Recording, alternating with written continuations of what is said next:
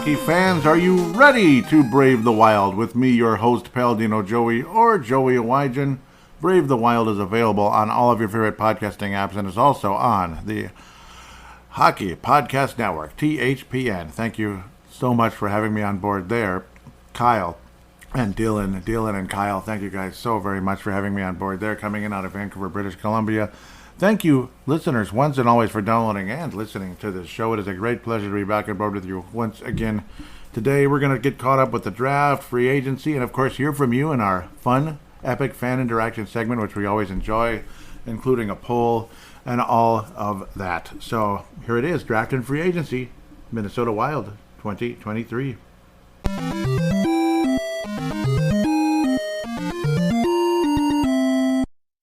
So, of course, this will be a two-segment shot, basically, kind of be draft free agency here, and fan interaction segment numero dos. I'm just kidding, or duh, yeah. Anyhow, let's jump straight into it as soon as possible. The Minnesota Wild did draft 6 players, and all of that pretty much stood pat. Wild did not trade up or anything crazy like that. It'd be fun, but it just didn't happen. It's not the NFL draft, where you make trades every 10 seconds to trade up, trade down, trade up, trade down. There were possibilities the Wild could have done either, but they didn't, you know what I mean? And, of course, there's not going to comment on who they were looking at that got taken away, but I'm sure Miller was one of them, unfortunately, as, of course, extremely frustrating with how that took place. But, yeah, we'll get to that in about 10 seconds here. Of course, shock of the century, Connor Bedard did go number 1 to the Chicago Blackhawks. But then there was a surprise with number 2, Leo Larson going to the Ducks instead of Adam Fantilli. So I'm sure the Columbus Blue Jackets at number 3 were pretty happy. That's payback, by the way, for the Minnesota Wild getting Gaborik ahead of them. But then again, the Wild actually were super lucky that year. It was kind of like the Wild being lucky because the New York Islanders got cute and took Rick DiPietro way back in 2000. So it's kind of similar that way, where the Ducks got cute. And then Adam Fantilli slips to the Columbus Blue Jackets. So centers anybody? Yeah, for the first 4 picks at least, William Smith. And then Montreal went a little different. Ryan Bacher, number 5. Arizona said, okay, we'll take a defenseman 2, blah, blah, blah. We continue to move down.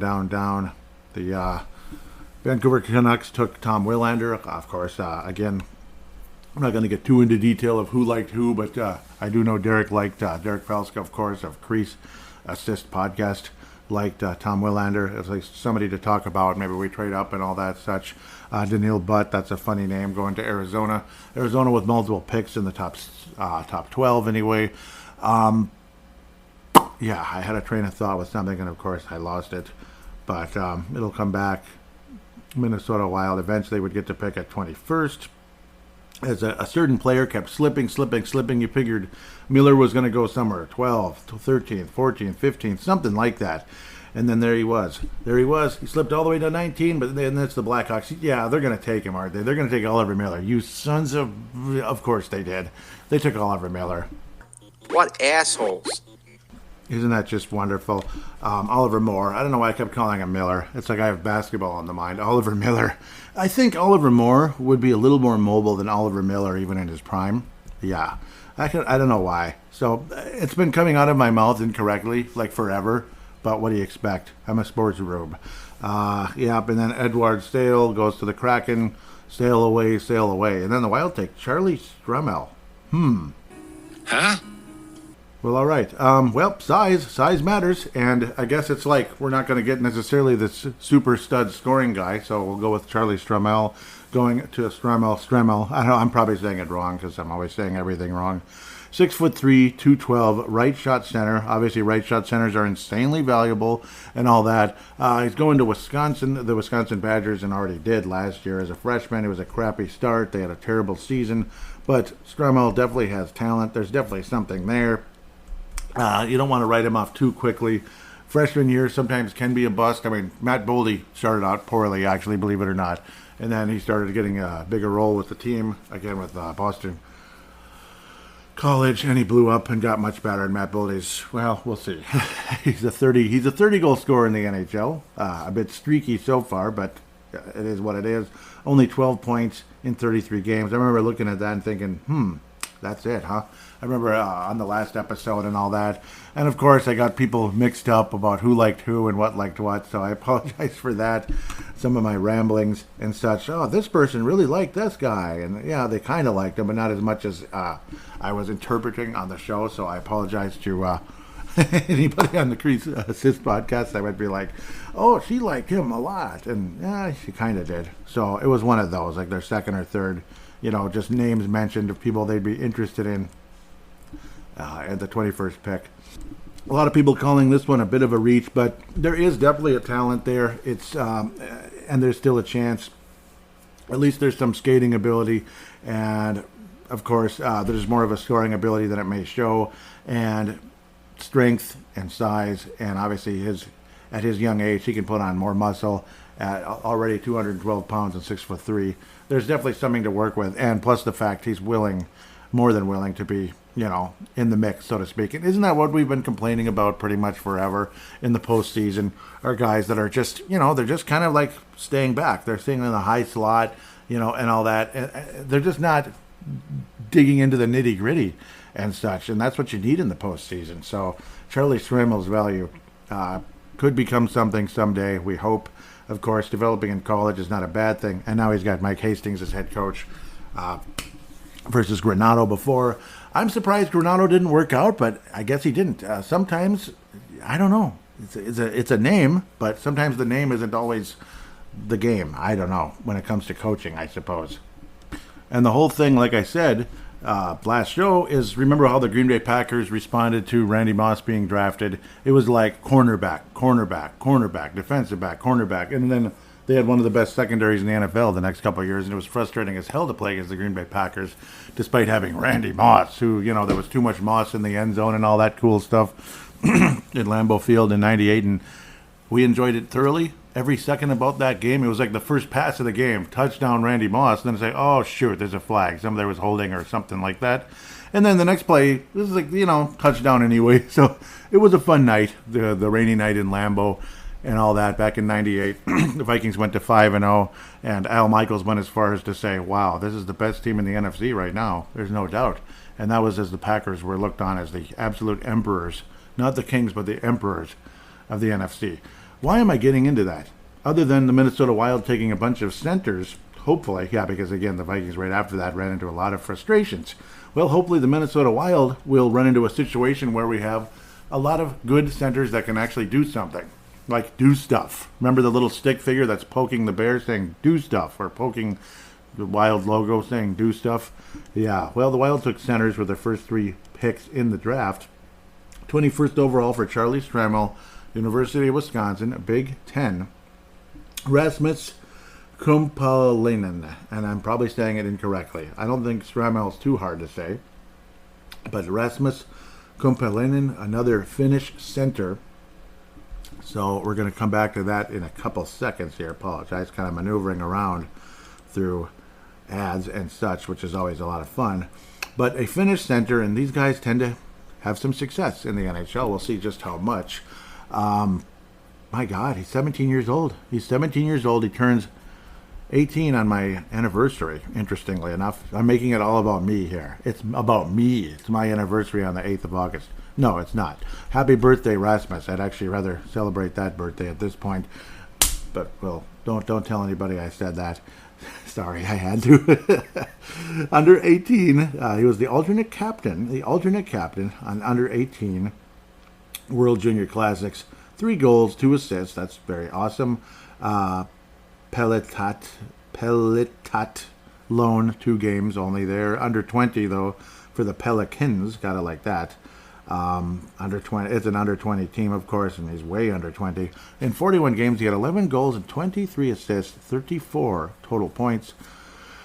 1 goal, 1 assist in the postseason. So, well, it is what it is. Half a point a game there. And in the International Junior, he had 20 games. He had 8 goals, 9 assists, 17 total points. Again, somebody that's going to take time to develop, and we'll see eventually someday coming in out of Finland. But there's definitely hope there. So people kind of like, and again, it's like you got to take your chances.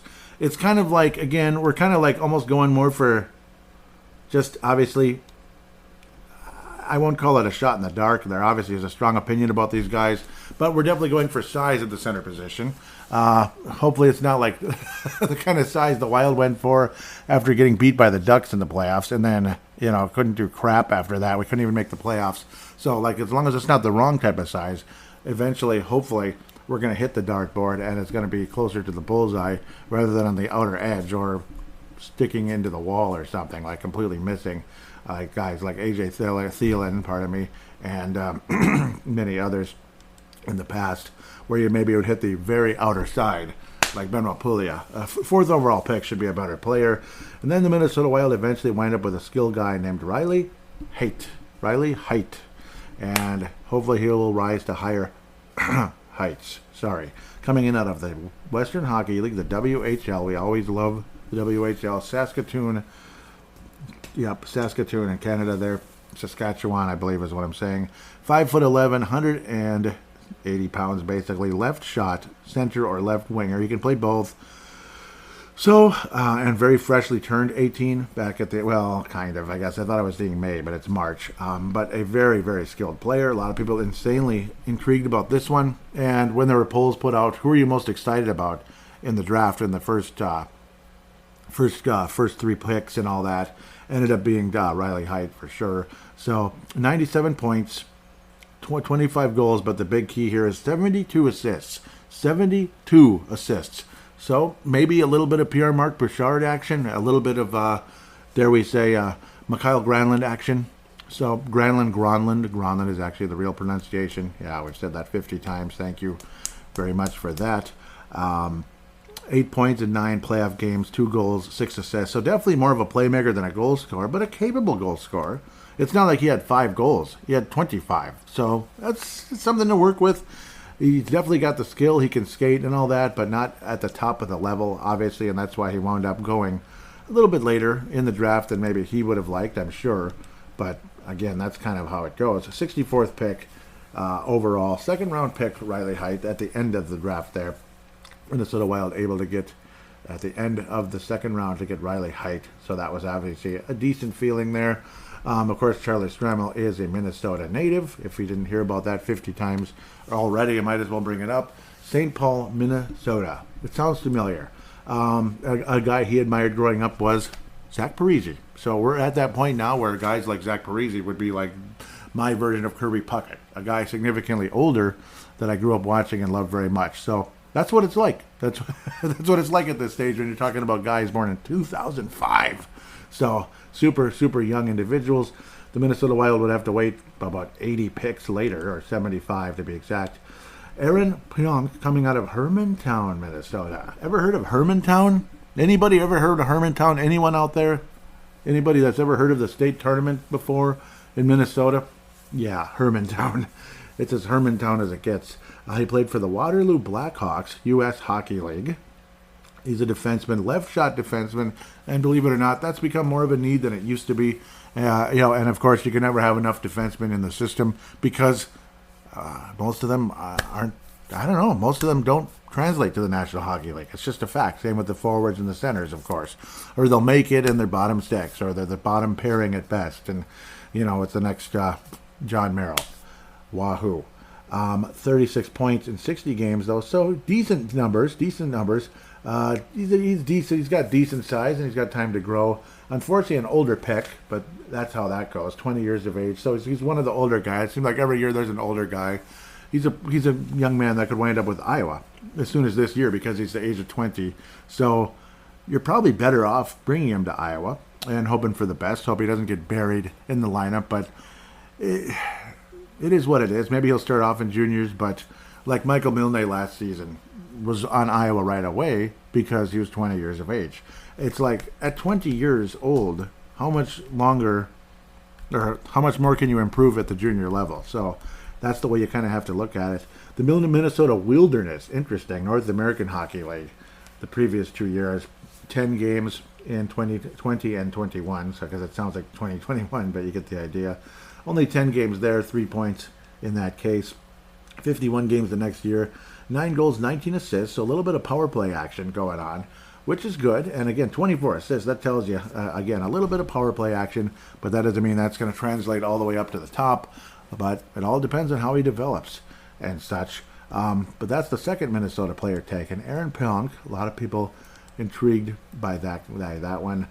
Callum Carter, another defenseman taken out of the WHL. Clavet, Saskatchewan, coming in here, a right shot defenseman. He's slightly older. Yeah, he's going to turn 19 in mid-October, which is fine, right around where the Minnesota Wild start every season, October 12th. Victoria Royals, I love that name. I don't know why, but I like the name Royals. You know, I went to Hopkins, the Hopkins Royals, and I got sick and tired of the name. Hated it after a while, which might be really bad. Hearing that, anybody from Hopkins might be like, "What's wrong with you?" I don't know. I got sick of hearing it, probably because all that pep band crap. I mean, some people like it, some people don't. But then as the years go by, it's like, I kind of like that name now. It's cool. Unimportant conversation. I apologize. 38 total points in 68 games, 32 assists, but he was a minus 44. A minus 44. Not afraid to mix it up a little bit. He's got a number of penalty minutes, 70 penalty minutes. A year ago, 64 penalty minutes this previous season. Minus 44 and a minus 36 in 21-22. So, a minus 17 in only 21 games. That's kind of interesting, as Minnesotans like to say. That's an inside joke. 20 and 21. Minus 17 in only 21 games. That's interesting. So, there's that. It's going to take time, obviously, and will he ever see the NHL? Who knows? 6th round pick, 181 draft. I'm not sure why, but apparently I live in a dog pound, and the dogs here want to bite everyone's head off. So I apologize if you can hear an absolute psychotic animal outside my door. Let's go with the cats, huh? Let's just change it up. Jimmy Clark. So kind of like the Minnesota Timberwolves, late in the second round, which is late in the draft for the basketball. Jalen Clark. Jimmy Clark. Hopefully no Achilles tendon to worry about in this guy's case. Left winger out of Edina. No, I'm just kidding. Edina, Minnesota. Yeah, there it is. There's your cake eater line. Cake eater, as they like to say in the Mighty Ducks. The Green Bay Gamblers. The Green Bay Gamblers. I like it. It's kind of funny. U.S. Hockey League. So a couple of USHLers coming in. He will turn 19 on September the 24th. A left winger, 6 foot, 179. And what was the last guy again? Caleb Parker. So a couple of... He was 6 foot. Yeah, about the same size, but a little bit larger body, I guess, in Caleb Parker's place. Pionk is 6 foot 170. So a little bit more on the lanky side there. Jimmy Clark, though, so everybody's at least 6 footish and up. 6 foot's not necessarily big, but it isn't small either. So who am I to talk about people being big or small? I'm pretty much like that myself. But unfortunately, I could lose a couple of pounds and just get to these guys' shape. That would be nice. This guy is an actual winger, though. A 7th round pick, 213th overall in the 2023 draft. 62 games, 19 goals, 28 assists. Obviously, he's got a long road ahead of him. He's going to make it to the NHL. We'll have to wait and see. Might be one of those guys, that's going to, it's a long shot, but you never know. Pavel Novak, I think, is an insanely talented player. He was a 5th round pick, but ended up being the last player taken by Minnesota a few years back. So not quite 7th round or anything, but still it'd be a beautiful story. And obviously the 5th round pick, the best player in Wild history it's a 5th round pick. So that's something to think about as well. 47 points in 62 games at the USHL level. We haven't had a whole lot of success going to the USHL, but we'll see. I mean, somebody's got to break through one of these days, I would hope. A plus 11, that's an encouraging sign for a forward. I think like when you get forwards that are plus 11, plus numbers, I can see more of a defensive-minded player here. Defensive-minded but capable of scoring, that type of thing. Because obviously in the USHL, if you're like a skilled NHL prospect, you're probably going to have closer to 60 to 80 points in a 60-game span, even at that age. But to have a plus 11, that's encouraging, So that's something to think about. Only 2 playoff games and had an assist. More assists than goals, but, nothing wrong with that either. Sounds very Minnesota-like. Doesn't score a lot, but scores some. More of a playmaker. Might be more of the if by the grace of God he makes it all the way to the NHL, would very likely be a bottom six forward, like a Connor DeWer type, or Brendan Duhaime, that kind of guy, more defensive minded, but certainly something there at the end of the day. Like certain players, you can just kind of tell that's what's going on. Where Caleb Parker, I mean, it's a team that bleeds. I guess the Victoria Royals were bleeding. I don't know, it's the wrong the wrong type of Royal. If minus 44. Ooh wee. Yeah, it's like that stat jumps out at me and scares me a bit, and it's unfortunate. Pionk, different story here. I'm backtracking here, and it's because it's obviously a stat that will jump out at you again. Plus 21. So that's completely going in the opposite direction. I remember Kyle Masters, I believe, wasn't he like a big minus for a while, or am I thinking of somebody else? I'm going to check, like in the past. No, he was always plus. He was a minus at the very beginning, and it was slight. Plus 24 and plus 26. Plus 24 when he only managed 15 points the year before, and this past year maintained the plus mid-20s and had, a much better season. So definitely things that jump out at you, and you're just like, all right, now we're talking. This is a good sign. Very good sign. No, it wasn't Spacek either. He was a plus 53. David Spacek was a plus 53. Sheesh. That's awesome. That's just awesome. So good. It also helps, though, if you're on a good team, because I know his team got to the conference final, if I remember correctly. They had a pretty successful run. So it helps if you're on an actual good team. If you're on a team that's just getting their butts handed to them every night, like Marco Rossi. Marco Rossi, not in the juniors, but in the World Junior Classics. I mean, I felt bad for him. I mean, yeah, I'm not trying to crack any jokes, but I can imagine him having issues with his health, being all by himself, going up against way better teams. He's like the only legitimate prospect. He was killing himself out there, so I can imagine. I'm not trying to make any light of it. I think I could kind of imagine that did not help his cause at all. Even before all that myocarditis happened, I can imagine. I don't know. That couldn't have been a fun situation. I'm glad nothing came up before that, for sure. That's the draft. I mean, am I jumping out of my chair? No, because you really can't. I got to think one or two of these players at the very least are going to be something at some point. They're going to be a legitimate prospect. Maybe 3 or 4 of them will skate in the NHL. It might be just a game. It might be a nice, long 15 to 20-year career and be a valuable guy or an excellent player. Who knows? I think the most likely guy to really do something is probably, I want to say Riley Heidt is going to have an interesting, a chance to have a very interesting career. But the other player, though, here, to me, is Charlie Stremmel. I do believe he is going to take a huge step forward this year with hopefully a better situation in Wisconsin. Honest to God, I don't know what happened over there. It is weird watching Wisconsin suck. I liked it, and the Gophers were, an overtime bleeping goal away from capitalizing on, capitalizing the ultimate way on Wisconsin sucking or other teams having a down year, like no Duluth, waiting for you at the championship round or something, or the Frozen Four. So back off of that rant if I can somehow get there. Charlie Stremmel, he was very, very, very well respected before last season. So there was something there. He could have been a higher pick before. Obviously, he looked so good in high school. Extremely highly touted. A lot of people were very, very intrigued by him going in.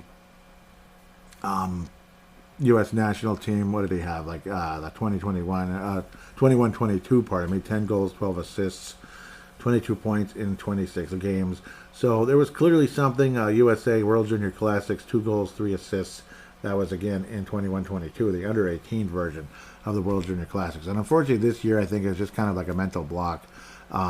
World Junior, the 20-year-olds, only 3 assists in 7 games. And, yeah, it kind of was what it was there, unfortunately. But obviously there's more to him than just that. My God, 14 under. He had 129 points in 60 games. Wow. That's incredible, but that was way back in the day now, unfortunately. Rosemont High School, people very intrigued by that, of course. 6 goals, 12 assists, total 18 points in 23 games for Rosemont High School. And again, he's not afraid to mix it up, and he wanted us to know that. So, Charlie Scremmel, I do think, is one of the 2 most likely players to not only be a factor in the NHL, but might end up carving out a pretty good career. Like an actual decent career where you're like, he's a good player. That type of thing. Will he be great? I doubt it, but there's still a possibility. There's a possibility. And at very least, he's going to be a valuable piece to this franchise. There's that Joel Eriksson-Ek possibility at the very least. It took Joel a while to get going, but once he did, Joel Eriksson-Ek is probably the second best player on the Wild. As crazy as that might sound to some people, prove me wrong. I don't know. I mean, maybe I'm a complete idiot. I think he is. Obviously, Filip Gustavsson, who's still unsigned at the moment with, messing around with arbitration and such. Brandon Duhaime is basically stuck waiting because the Wild have literally like pennies, basically, cap space. It's insane. That's why the Wild were able to maneuver around a trade and have the Tampa Bay Lightning pick up a bit of the cap for newly acquired Patrick Maroon in for a 7th round pick in a recent trade coming up. As that we're going to kind of shift gears to that here very shortly. But to me, the Charlie Scremmel pick, yes, it might feel like a reach, but maybe the Wild got lucky. Maybe the Wild got really lucky, right? He might end up being a guy that absolutely deserved to be where he is and could have been significantly higher at some point. At the moment, obviously, I'm not jumping for joy, but I do like the approach of picking multiple centers and all that. 1 skill guy and 2 larger players that may have a chance to be something in this league, hopefully. And this team needs a legitimate couple of centers to get things going.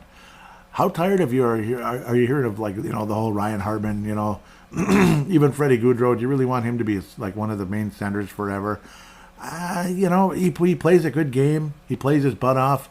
Dean Evison loves him, and I'm sure everybody's sick and tired of hearing how much Dean Evison loves this guy and loves that guy. But there's, but it'll be nice to get some young blood at the center position and ones that actually are legitimate centers that can make this team better and hopefully compete for a Stanley Cup, because isn't that the ultimate goal? I'm pretty sure it is. Bill Guerin will definitely tell you that. He is a hungry hippo when it comes to that Stanley Cup. With that, we're going to start to shift gears here into some of the trades and free agency conversation.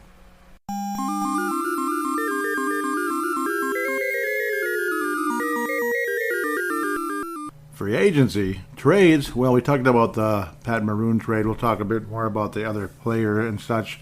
We also made a couple of signings. One maybe will be a 4th liner and kind of like an in-between guy. Vinny Lettieri, who is, of course, related to Mr.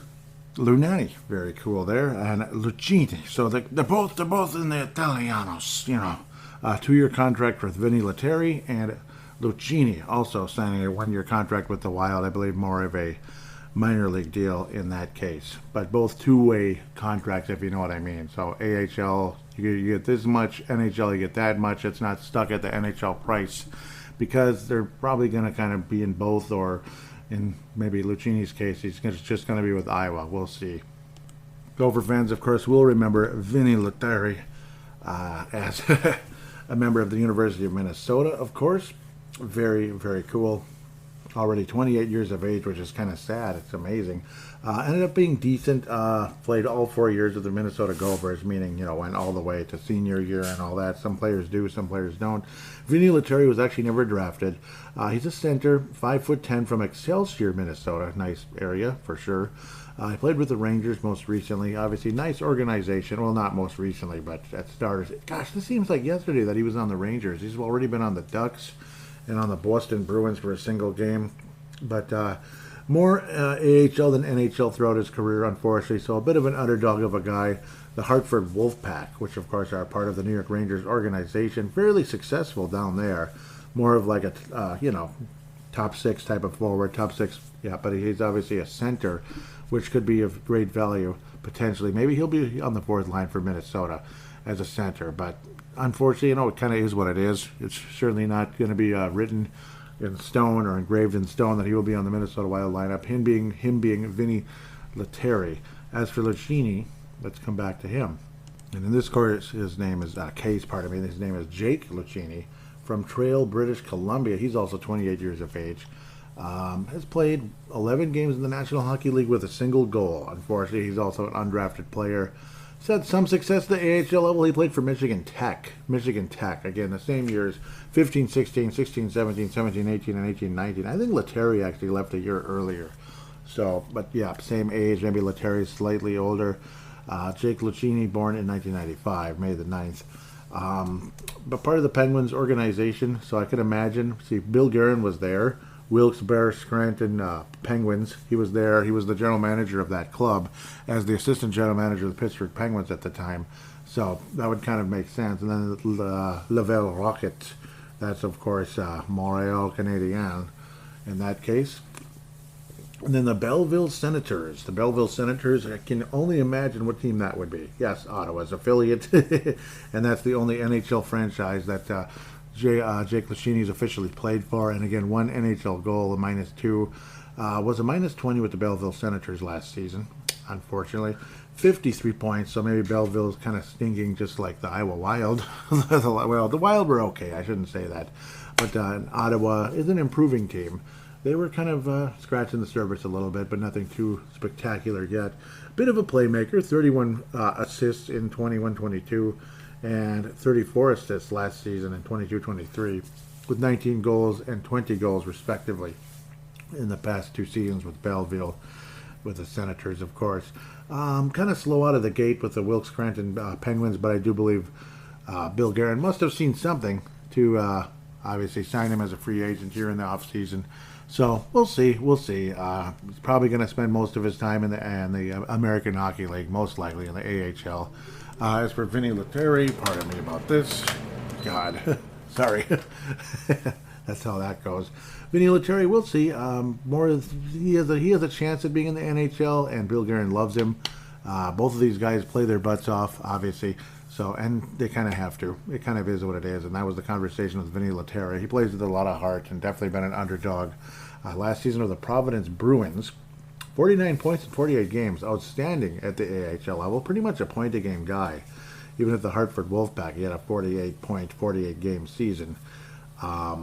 25 goals in 1920, not in, with 47 points in 61 games in that case. Again, that would be with the New York Rangers organization. San Diego Gulls, of course, under the Anaheim Ducks. Played 5 games with the Ducks in one of the 2 years, and no points. Again, also a point-a-game guy with the San Diego Gulls. Basically a point-a-game. When you kind of add it all together, pretty much a point-a-game, slightly above that, actually, which is impressive, but not a whole lot of NHL games and not a whole lot of AHL games. So what that tells you is he's like the 13th forward and a healthy scratch several times, but at least was at the NHL level and making an NHL paycheck. So kind of like that kind of situation and practicing with the team and all that. So, that's how kind of it was. Certainly not the case of the Boston Bruins, though, unfortunately. 22-23, one game, and that's it. A -1, 48 games for the Providence Bruins. 49 points in 48 games. Vinny Lettieri, I know I'm spending a lot of time on guys that will probably not play a whole lot for the Wild, but Vinny might. So, just to be fair about that. Unfortunately, that's it at the moment. Group 2 free agents, Calen Addison, Brandon Duhaime, and Filip Gustavsson, and it looks like Calen Addison's not going to be traded. So, and I can understand why. He's not all that expensive at the moment, but we'll see how that turns out. Filip Gustavsson, some people are thinking it's going to be like a 2-year contract, which would be ironic considering the 2 years are the 2 crappiest of all time when it comes to cap crunch bullcrap. And no, you don't want to make that as an excuse for anybody. Matt Dumba, ironically, still hasn't signed, but Michael Russo does believe that Matt Dumba does have a deal in place with the Arizona Coyotes. So, not trying to parrot Russo or anything, but that's been the talk pretty much for a while, the Arizona Coyotes. A lot of us kept thinking that he'd wind up with the Senators, maybe even the Calgary Flames, which would be his hometown club, him being Matt Dumba. But believed to be a deal in place with the Arizona Coyotes, and we'll get back to who else signed there. A guy who was very familiar with that area, at least kind of, sort of. and why the heck not? Calen Addison, Brandon Duhaime, Filip Gustavsson, still nothing done because of a certain domino that just is not falling. Filip Gustavsson. Yes, thanks, Philip. Thank you. Thank you very much. But do I blame him? Of course not. If, imagine, imagine this is a golden opportunity for you to cash in, and you deserve to cash in because you're really good. But maybe you don't deserve to cash in as much as you might think, because it was just one good year where other players might get big contracts because they've been kind of proving themselves and all of that. Whereas beforehand, Filip Gustavsson, he was fairly highly touted being a second-round pick, but not necessarily looked on as a stud goalie until all of a sudden midpoint through this past season or so. Somebody named Brandon Badge Baddock, of course, a Group 3 free agent, unrestricted free agent, Matt Dumba. Of course, Baddock was a member of basically kind of minor league and all that. Johnny Klingberg, signed with the Toronto Maple Leafs. Apparently, people not too impressed with John Klingberg. Yeah, it was unfortunate there. Joe Hickett's former Detroit Red Wing organization and played with the Red Wings a bit. So he'd been at the Wild for quite a significant amount of time with Iowa, has gone to the LA Kings. Gustav Nyquist with the Nashville Predators. We'll get to the amount of money. Ryan Reeves also with Toronto. And Oscar Sundqvist going back to the team he won the Stanley Cup for under $1 million. $875. 1 year, $875. Because obviously the cap is so tight here. And it's a damn shame because Sundqvist would have been a nice fit. And we didn't even use the guy, which is really annoying. Mitchell Chaffee, unfortunately, had that ACL signed TBL. Okay. Damien Giroux is a UFA. Wow, already. Damien Giroux's already a UFA. Mason Shaw, there's a good chance the Wild will bring him back. Sam Steele, has signed with the Dallas Stars. Lots and lots and lots and lots and lots and lots and lots and lots of 1 year contracts. 1 year. 1 year or 2 years. Seems like all over the place. I'm just trying to get to the notables. Eric Holla, good for him, going back to the New Jersey Devils. 3 years, 3.1 for each season. Or that's like the average, value or whatever. He's re-signed with the New Jersey Devils. Hunter Jones is re-signing with the Minnesota Wild. That's good. 1 year for $787.5 and most likely a two-way contract. Louis Belpedio, Mr. Braden Point. Braden Point's evil twin. No, he seems like a nice enough guy, but with the Philadelphia Flyers, yeah, Chuck Fletcher. We know you love Louis Belpedio. You love him so much, Chuck. Up, Chuck Fletcher. Louis Belpedio. And he seemed like a good guy, and he looked promising with the Miami of Ohio Red Knights. And what happened? Braden Point might be a Hall of Famer and all that, and Louis Belpedio might never play in the NHL. Well, he played a couple of games and had a couple of assists, a couple of lucky bounces, I guess you could say, and he's 27 years old already. 2 year extension, 775. Sorry for bringing up the name. I kind of liked him, but then you realize as time goes on, I don't even want to get into it anymore. Sorry, I'm making a fool of myself here even thinking about it. Jordan Staal re-signing with the Carolina Hurricanes. Average annual value for 4 years, just under $3 million there, so good for him. Nick Foligno, yeah, so Chicago is picking up a couple of interesting pieces, and we'll get to all of them. Well, most of them anyway. Wow, Gustav Olofsson, he's still alive. Funny where he's winding up, actually kind of funny. Nick Foligno going for a 1 year, $4 million. What is up with that? $4 million for it's just 1 year, but I don't know. What did he do last year? Okay, I mean, I guess he's going to help the Chicago Blackhawks. I'm sure he does. Alex Newhook re-signing with the Montreal Canadiens, with the information's not being shared. This is sportsnet.canada, CA. Gustav Olofsson, this has definitely got to be a two-way. He's 2 years of age, of course, former Minnesota Wild second-round pick. And he was the top pick we had years ago when Fletcher traded away another first-rounder for a stiff, which is what he does very well. Gustav Olofsson signing with the Seattle Kraken. Just like, like how we unfortunately lost Carson Soucy to them. But, he was a cap relief for us in a time when, sneezing a little bit of cap space away, like 5 cents away, might help the Wild relieve a little bit of that. Timo Meyer re-signing for an 8 year massive contract. with the New Jersey Devils. Congratulations to him. 8-year extension. Whoo-wee. 70 million, 70.4 million, so 8.8 cap hit. 26 years old, wonderful player with the Sharks. Traded from the Sharks to the Devils last season, and it's a nice team, a nice Devils team. We'll see what happens there. I thought Jacob Larson was a bigger name. Let's just move on from that. Corey Perry, another 4 million, 1 year contract in with the Blackhawks. So the Blackhawks throwing a little money around because, well, they're not having to worry about other players taking $9 billion a year, and they didn't have to buy them out either. Yeah, that. 1 year, $4 million, I guess, to kind of be one of those veteran leaders, and unfortunately probably won't make to the Cup Finals this year. 38 years of age, Corey Perry, already. Man, it seems like yesterday. He was a young guy winning with the Stanley Cup with the Ducks and kicking our butts in the first round. Stanley Cup champion goaltender Aiden Hill re-signing for, wow, that's a lot of money. That's a lot of money. Almost $5 million a year. 2 years, but almost $5 million a year. Nice to get a paycheck, though. Only 27 years of age, and I've always liked him with Arizona. I don't know about a Stanley Cup starting goalie, but, he was a nice backup, and I kind of liked him. He was one of the positives of a Arizona team that wasn't doing so hot. So, there's that. OEL, Oliver Ekman-Larsson. Yep, he's staying with, he left. He left and wound up with Florida Panthers. I'm forgetting who he was on now, which is kind of funny. He's been on a couple of teams. Antti Ranta, yep, 1 year, 1.5 with Carolina. Ryan O'Reilly, 4 years, 4.5 with the Nashville Predators. Ryan Reeves, about the amount of money I was kind of imagining, not that much, but the term is what's surprising. I thought he would stay here for like $1.1 million or something. Maybe we could do that. Instead, it's 1.35 for 3 years, so 4.05. Congratulations, Ryan Reeves.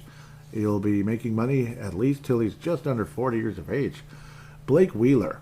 A lot of people brought that name up, but it's just we just don't have money, and he's old and he's banged up, and I don't know. Only $800,000 with the New York Rangers. Interesting. Jonathan Quick, $825, 1 year with the Rangers. All right, sure, right. Luke Shen, former Blue, he was a good player. He's 30. He's 3 years old already, or 33 years old. Pardon me. I'm seeing too many threes here. 3 years, 2.75. Congratulations, Nashville, getting some nice veterans. I talked about Ryan O'Reilly, Luke Shen. Yep. And yeah, Oscar Sundqvist. We'll get to him in a second. Tyson Jost. Oh my God, Tyson Jost. Oof. Corposello, that was kind of an intriguing name not too long ago. Maybe a possible trade, but no, that's okay. Sticking with Ottawa, congratulations there. $4 million a year for 5 years. Nice. Tyson Jost getting $2 million. $2 million for Tyson Jost, huh? Tyson, I never score Jost and don't do a whole lot else either. Sure thing. Cam Talbot, 1 year, $1 million. All right, 36 years old, backup goalie with the Los Angeles Kings. Frederick Anderson, only 3.4. He's really good, but he's kind of old. 2 years, 3.4 per, 6.8 total. So, yeah, sorry, I got to make that more clear. Ultra veteran Eric Johnson from Colorado forever, 1 year, 3.25. James Reimer. Why am I getting him mixed up with someone else? I don't know, 1.5, 1 year. Okay, anyhow. I know you don't want me to go over everybody, but yep, I like to go over some notables. I'm passing on a lot of people, believe it or not. Ian Cole, 1 year, $3 million. Boy, people like to sign Ian Cole for big bucks for short-term contracts, like Carolina a couple years ago. I liked Ian Cole, but $3 million. Oof. That's a lot, kind of, isn't it? Yeah, but Vancouver can't stop their grandmother, so that might be a conversation. Mackenzie Blackwood, boy, are they desperate in San Jose for a goalie. So Blackwood actually isn't bad. It's just that, I don't know. It's just, yeah. Good thing they got to get Kia. Well, they kept him. Milan Lucic returning to the Boston Bruins, where he won a Stanley Cup back in 1812 when Thomas Jefferson was was the president, I believe. Pretty much. Milan Lucic returning back to Boston. Yes. 1 year, $1 million. God, that team has been so good off and on over the years, and gosh, only one cup to show for it, and some of those players are like 45 years old already. It's kind of sad. Carson Soucy, yep, definitely focused on some defensemen there in Vancouver. Carson Soucy's made some money, hasn't he?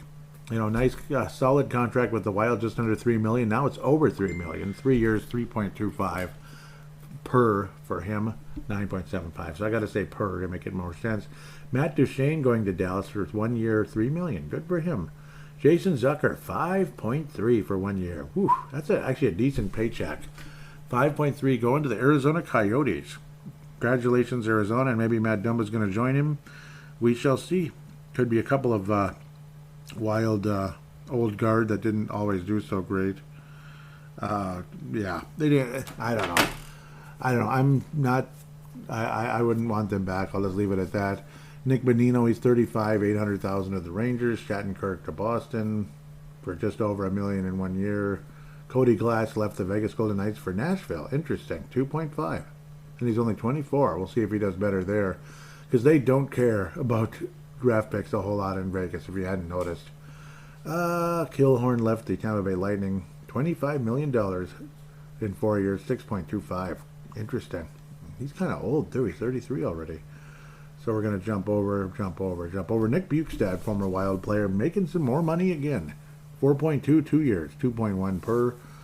Jonathan Drouin, 1 year, 8.25. He's one of those guys, you know, it's kind of like the bottom six who's really valuable.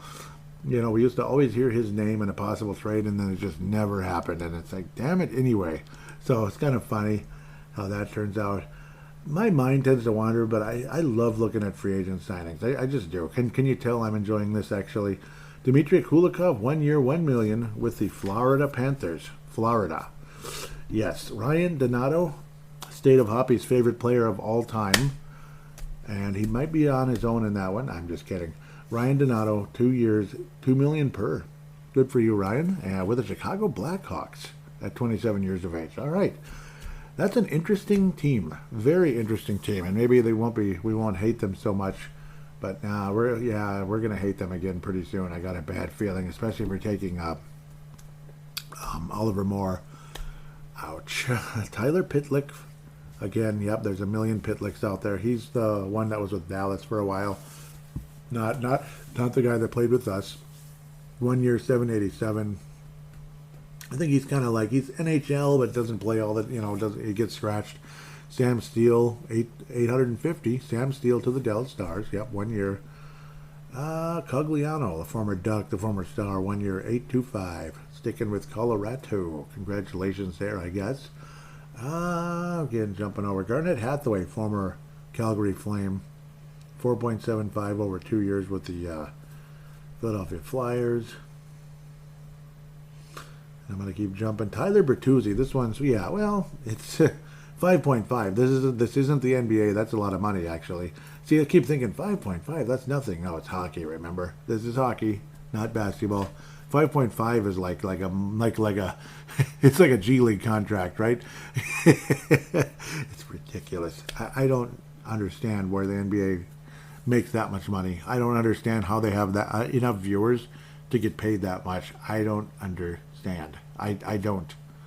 I don't think the NBA is straight up garbage, but it's not what it used to be. It's not. Just shoot a three, get the rebound, shoot a three up, he missed it, get the rebound, and then launch another one. It's like, go away. drive the lane once in your life. Yep. Wimps. Yeah, wimps. Mark Stahl, yep, 1 year, 1.1 with Philadelphia at 36 years of age. Okay, sure. Yeah, I guess that's probably because of a certain head coach. He's got to have it. Oh, I'm jumping over. I don't know. I know, I'm just obsessed, but I want to see some of these. Yeah, Alex DeBrincat, that's a big one. Leaving the Blackhawks. Well, he already did, didn't he? He got traded. Yeah, 7.875, 4 years with the Detroit Red Wings contract extension. So only 25 years of age. Nice player with the Blackhawks previously, and we'll see. Alex Newhook, yep. You know, kind of a bridge deal. Kind of a Mikhail Granlund type of deal. 4 years, 2.9 per. Interesting. Yeah, that's definitely a Mikhail Granlund bridge type of deal. Yep, Sunquist 775, not 875, 775. Huh? For 1 year. Very interesting, to say the least. Sorry this is dragging, but I don't know. I'm always curious to see where guys go and for how much. Looks like that's it for the major notables that I really want to get into. Yeah, Chris Tierney, yeah, that's like, we'll wrap up with him. Free agent, 1 year contract to the 775 to the New Jersey Devils. 775, that doesn't even exist in the NBA anymore. At least I don't think so, unless you're, yeah, again, like in and out of the G League or something. So it's just kind of funny how all that turns out. Maybe I'll refresh here just in case. Maybe like 7 players signed. Yeah, well, 3 more did. But, well, yeah, Tanner Janot sticking with the Tampa Bay Lightning, 2.265 per for 2 years. Interesting. And we'll leave it at that at the moment. So, interesting. It's fun to look at all the different moves. Sorry if I'm babbling, but you get to kind of get a feel where guys are going and maybe chuckle at some and think, uh-oh, at others. Like Chicago, Chicago, it's interesting, but we'll have to wait and see. Obviously, they're rebuilding and all that, but they're going to rebuild pretty quick. Connor Bedard is probably going to be a phenom. I'm not too excited with what there were 2 guys in New York that a lot of people thought were going to be phenoms, and it didn't really happen. We'll have to wait and see. They still might develop into that, but maybe with a different team like a Florida or the Minnesota Wild or something, right? Right after our cap space is up, we end up moving in and signing one of those guys, and then they blow up. Yeah, Lafreniere, a little okay, yeah, a little Cabo Caco, yeah, little bit of that action going on. Come to Minnesota and they blow up. Yeah, right. People, anytime we make a risk, it doesn't work. Anywhere else, oh my God, what a great move! Why didn't we do it? Dan Minnesota, yep, Dan Minnesota joining Derek Felska most recently on the Crease Assist podcast. Yep, and yes, none of us are homers. None of the 3 of us are homers. I wouldn't mind having like a triangle show with like the 3 of us someday, somehow, some way. Either on here or on Derek's show, Crease and Assist. Yep. Eventually I'm gonna be on that show, and he'll be back on this one at some point as well. I mean, it's gonna be fun, obviously, and yeah, I wouldn't mind having Dan Minnesota on this one or joining the 2 of them on Crease Assist someday, somehow, some way. I know, I mean, it is what it is. I'm just throwing that out there. I don't know why. Maybe I don't know why I'm babbling out there like that randomly. Hopefully Derek doesn't mind. But that was a really nice show. So obviously I don't want to make it about me whatsoever. I thought they did a wonderful job. Teresa did a good job as well, joining in on that one. It was a hell of a show. I highly recommend it. It's long because you're going all over the landscape, talking about the Fighting Saints and all that. So St. Paul Fighting Saints, I mean, we had 2 professional teams in Minnesota at one point. That was really cool. And there's a lot of interesting background stories on that one, and how like Slapshot apparently, I better stop spoiling the episode, but Slapshot apparently had a lot of, let's just say a lot of coincidences of the stories in Slapshot compared to real stories with the St. Paul Fighting Saints. Check it out. Check it out. Ooh, was that a good sales pitch? No, it's not meant to be a sales pitch, but yeah, check it out. He doesn't. The show's good enough. It doesn't need a sales pitch. It's a good show. So highly recommended for sure. Crease Assist podcast. With that said, again, I mean, intriguing. Free agency's intriguing.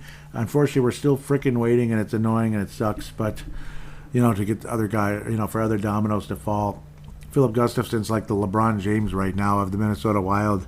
The decision, right? No, it's not quite that bad, and I don't think he's going to promise 5, 6, or 7 Stanley Cups either. But at the same time, it's we're just stuck waiting. It's definitely not a decision from Filip Gustavsson. It's an agreement and all that, and the arbitration, all that crap. It's frustrating. I've babbled enough. Now it's time for you guys to jump in and join the conversation with fan interaction coming right up, eh?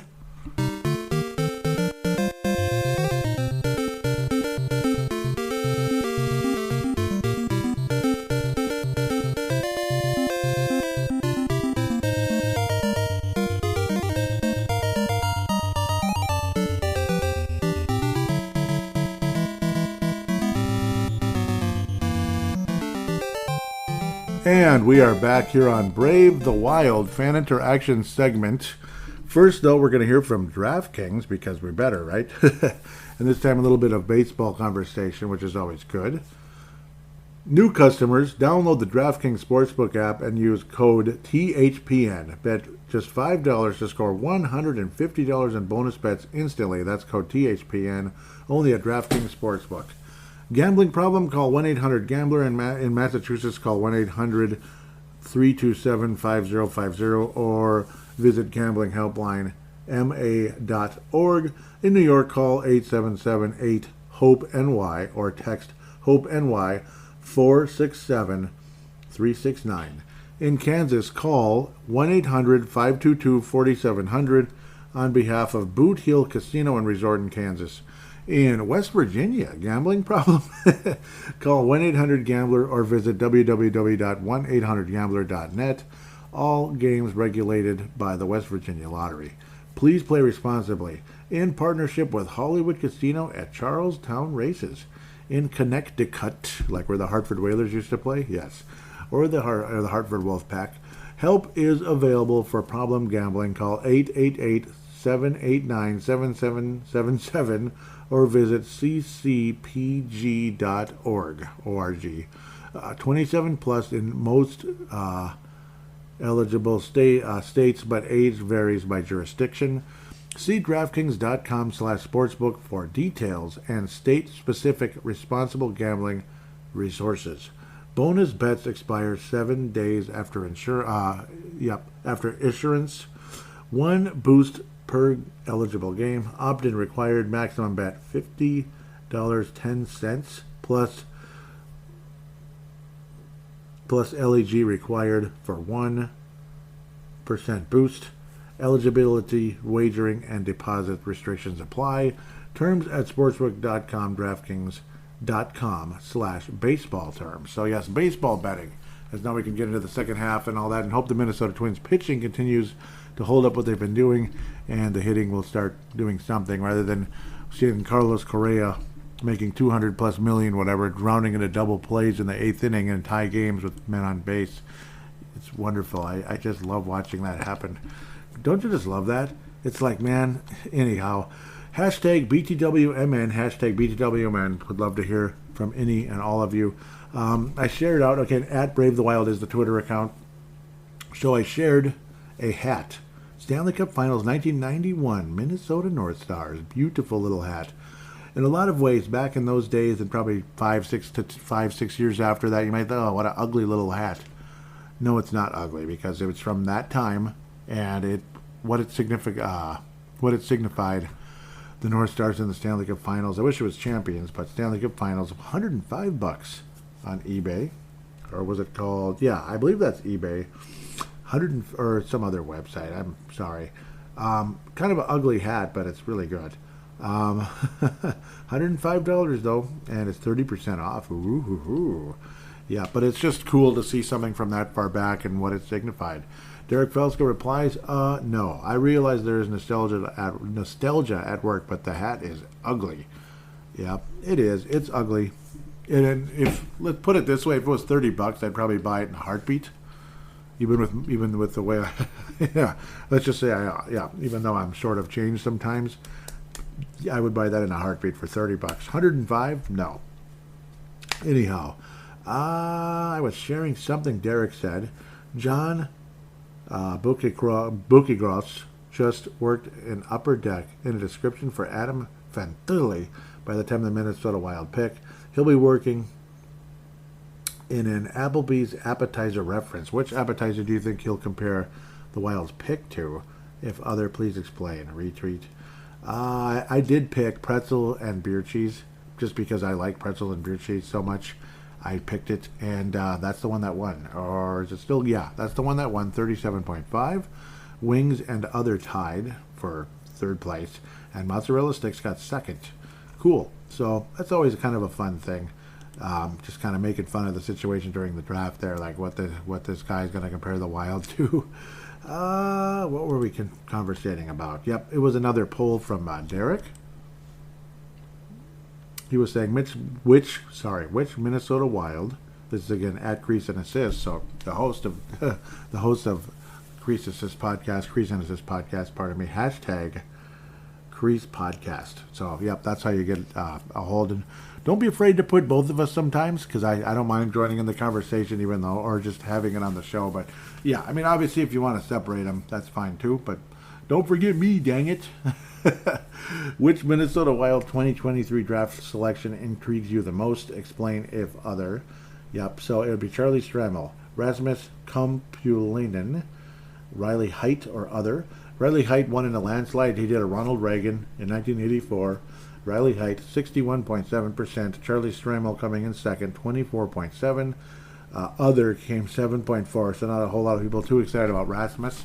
So he's probably going to be the best player out of the three. We all know how that works. I was sharing Seth Tupol. Again, he is the host of Locked on Wild. Really good show. And he records very often, of course. And on Mondays with Alex Micheletti. He says, thanks for listening. And yeah, there was a conversation here. Doggone it. I hate when it does this. Show the whole conversation. Whatever. He had mentioned basically that, like, Russo, during the show, that Russo had some, Michael Russo, of course, had some pointed things to say about Klingberg, like John Klingberg, how disappointing he was and how scary he was to watch at times. Basically, it was kind of like along those lines. And I was like, "What? Where did he say that? Blah, blah, blah." And then Seth said, "Thanks for listening. And I should have clarified a little better. I was frantically trying to find the tweet while we were discussing it. LOL." It was his response on Jeff Merrick's show. Here's the tweet. And it was terrifying to watch. So bottom line, that's what it was about, Klingberg. And here's my poll. It actually has 4 days remaining at the time I'm reading this. So, but I do believe the winner is going to be Joel Eriksson Ek, probably. I was saying, who should be the next alternate captain and why? Joel Eriksson Ek, Jonas Brodin, Kirill Kaprizov, or other, please comment. I'm going to backtrack real quick. Oh, there's a couple of polls. Dang it. Yeah, I got to backtrack a little bit here. I was saying the size is intriguing. It's impossible to say what's really going to happen, so I'm definitely with you there. Who was I agreeing with? Oh, I was saying that Kalisha got her guy, and then she was kind of like, yeah, he's one of them, you know. Yeah. Derek was saying she got the right community, Rosemont, Minnesota, but not the same player. She took William Whitelaw in her mock draft. Yeah, see? So that would mean the Charlie was actually the, it was kind of like a secondary conversation earlier in the show, if I remember correctly now. Mokov says, Mike, that'd be Mokov V65. Well, it looks like a few are not happy with the pick. I can't judge it fairly because I'm in Rosemont, alumni from 74. I like the size. We have a big center. I was saying the size is definitely intriguing. It's impossible to say what's really going to happen, so I'm definitely with you there. Yeah, so Mike continues saying, that's just it. With young kids, you don't know what's going to happen. It could take 3 to 5 years. With his size, he could be a force. I say it all the time. Win the boards, win the game, and he could be a wrecking ball on the boards. So, yeah. Absolutely. Sorry, I'm imitating somebody at work there. Derek says, which Minnesota male professional sports team that has been around for 20 plus seasons, it is the closest to winning a championship?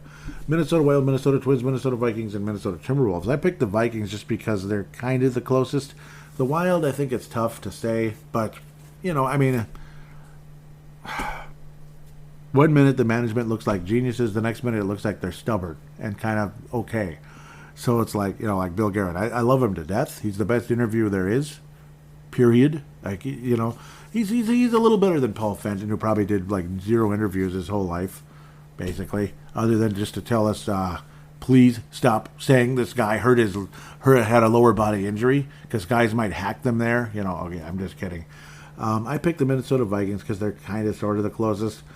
The Wolves, Anthony Edwards might be the best athlete in town. He might be.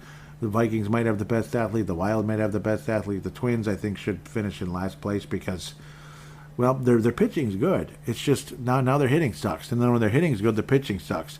And Derek Falvey, I think, needs to be sent packing at the end of the season, along with old Rocco. I think Rocky Rococo. I think he should be the manager of Rocky Rococo, and Derek Felvey should go manage at Dairy Queen, and that's it. But maybe just maybe the Dairy Queen. I think the cones and stuff might be leaning to one side or the other because it's either record-breaking home runs and your pitching sucks so bad you're putting in Uber drivers in Game 2 of a playoff series against the New York Yankees, or or your pitching is incredible and you're hitting. They couldn't hit the broad side of a barn with a $250 million shortstop grounding out into double plays at important moments. So that's how I feel about Derek Falvey and Rocky Rococo Balboa or Baldelli or whatever his name is. So anyhow, the Wild finished in first place because we're all Wild fans, I guess. 46.5, and yeah, there are some pieces. We'll see though. The Vikings finished in second, 28.2. Twins finished third because everybody hates the Wolves. I don't know why. 14.1 in the Wolves. Well, the Rudy Gobert trade sucked, but everything other than that, since Tim Conley's come in, including this draft, 2 second-round picks. I've never been this excited about 2 second-round picks in my life, but it's happened. They already read their comments on the show, so I don't want to barge into that. As for my players, Joel Eriksson Ek did come in first, 51.4, and I do believe he should be the alternate captain. I agree. Kirill Kaprizov came in second, 31.4. Cool. Jonas Brodin third, 14.3, and other came in last at about 3%. Devil's State of Mind podcast. Nice to hear from you guys, and you got a nice franchise. He says, Eriksson Ek for sure. The guy has been nothing but a pro both on and off the ice. The younger guys look up to him, and he knows what it means to be a Minnesota Wild. So, yep, thank you very much. That's a good one. Reply, Derek said, yep, he was sharing hashtag BDWMN, so I would get the reply. And thank you for that, Derek, very much. Devil's State of Mind. Great show, by the way, and very promising team. I used to hate the Devils, which is kind of sad, considering obviously they were really good. But let's just say during the Bill Guerin era, believe it or not, or well, not long after it, it's like it just became too much of a kind of a dump and grind type of era in hockey. But I think it was hockey in general. Like the Wild were just like the Devils, were just not as good as them in a lot of ways in the Jacques Lemaire era. There is no doubt. There is no doubt. Derek Felska, lightning round hath returned. You think I'm happy about that? Of course I am. Hell yes. This is great. Derek Felska says, former Minnesota Wild defenseman Matt Dumba still remains unsigned as a UFA. A full 2 weeks after NHL free agency opened, do you think he will get signed to a cheap deal somewhere, or will he have to go to the professional tryout route? Could you imagine? With how much he's dropped off, I wouldn't be surprised if he went to the professional tryout route, but it sounds like there is kind of like a deal in place, according to Russo anyway, with the Arizona Coyotes. Things are just kind of, I forget what the delay would be though, or if he's like holding out just in case maybe some more exciting franchise like says, here's $4 million a year or something, and that would be, you know what I mean? Yeah, that would be funny. Good, that'd be good for him, but I don't want him back. Stephen Miller says, I still think the odds are good. Dumba is re-signed by the Wild. The Wild aren't as deep a D as they need to be. Should Brodin or Spurgeon get hurt? I understand that, but I'm ready to move on. And Derek says the same thing. I really hope they don't. It's time to move on. I agree. Dumba has gotten worse and worse and worse and worse, honestly. And then he jumped up a bit last year, late in the season. He actually started playing defense. But it took you 11 years to start playing defense. I mean, before that, it was like turnovers and sloppy. But, the dumb bomb, and he scored. Yes! For a while. And now it's Dumba shot block, Dumba shot block, Dumba shot block, Dumba shot block, Dumba shot. I think you got the point, but, yeah, it was really annoying. Dumba shot wide, wide, icing. Anyhow, next, lightning round continueth. Wild general manager Bill Guerin, or Billy, or however people like to say, recently stated he wondered if prospect development camps should have players being taken through on ice drills at all, citing the pressure. the prospects feel to perform the pressure the prospects feel to perform well. Do you buy the perspective or not? Yeah, that's kind of weird. That's kind of weird. Maybe like a tiny bit, I guess. I mean, I'm sure I'd be a little bit nervous, but especially if I'm not like, the top of the line, like, especially if I'm not like the next Connor McDavid or something. Yeah, or, I'd feel a little bit nervous, but that's kind of part of the game though, isn't it? Isn't that kind of the name of the game? Aren't you going to feel pressure playing in a National Hockey League game? Like, I don't know. I mean, that's kind of strange. That didn't sound like Bill Guerin to me a little bit. That sounded almost like Paul Fenton or something. I don't know, like I don't want I don't want you reporting about these that he had an ankle or something. Guys are going to go after that ankle. You know what? Guys know where the player got hurt. They just do. That's the thing. Even if they just say body injury or they don't even say the person's hurt, guys know. They just do. So I don't know. I still don't understand why that guy was so weird. It didn't sound good, did it? And me and Derek talked about that off air a little bit. It didn't sound too good. I forget what we were saying, but it was kind of like a back and forth, like not disagreeing at all, just kind of confusion. Like, why is he saying that? That's kind of weird. But I might have to scroll a bit to find it. Oh, yeah. Yeah, he's just kind of got a... Yeah, he's confused, like... Oh, yeah, and the other major thing that I almost didn't bring up. Rosie was the only player they asked to stay, and the rest chose to do that on their own. Like the other player, there were a bunch of other players that stuck around. And Rosie, they asked to stay. And it was kind of like thrown in there casually. Like, as if to kind of like, oh, yeah. I mean, he's the only one we asked to stay. Kind of casually, more like of, he was going to stay, almost trying to make it sound like he was going to stay anyway, but we asked. So that's very interesting how the plot might be thickening there. I've never thought of Rosie as a guy that, I don't know, would need to be asked to stay in a situation like that he's in, but very interesting. Very, very, very interesting subplot in this off-season. Marco Rossi asked to stay. It's like I don't want to believe it, but that he didn't openly elect on his own type of thing. But I don't know. I mean, I can understand guys might want to go home, but I don't know. Anyhow, a couple more here. Actually, I think it's the second last one, or the last one actually. Derek says YouTube's The Hockey Guy thinks the Minnesota Wild could see big years from players playing on the last year of their current contracts like Hartman, Zuccarello, and Marcus Foligno. Do you agree? And how many goals and points do you think we will get from each? How dare you? Let me see. It looks like there's a reply, and I'll get back to it quick. Stephen Miller says, each has to know that next year is likely their last with the Wild. And he has a guy with a target on his back running away. That's kind of funny. It's a GIF type of deal. The GIF that keeps on GIFing. There it is. Those cool books. Derek Felska shared them. Slapshot, yeah. And Dan was saying he's not really worried about selling books. It's just he just wants the information out there. That's all. He wants people to care and recognize and remember the St. Paul or Minnesota Fighting Saints who played in St. Paul, the Civic Center, and the history of heartbreak, all that crap. But all the crap that happened. Great book, by the way. But the Slapshot, yeah, very intriguing. I do have both as well, thankfully.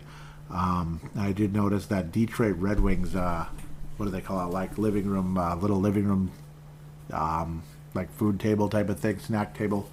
I actually record my show and stuff, something like that nowadays, so I can kind of have a better view of things around. It's actually really enjoy it. I just wish the dang thing was a tiny bit taller, but sorry for the personal conversation. Back to Derek's question.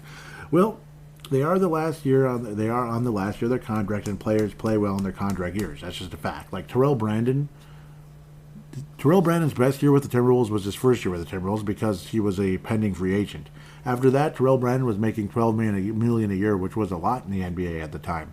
Before that, he was playing good defense. He was driving to the basket, and he looked like the player that played in Cleveland before he started, softening up because he had some ankle turns.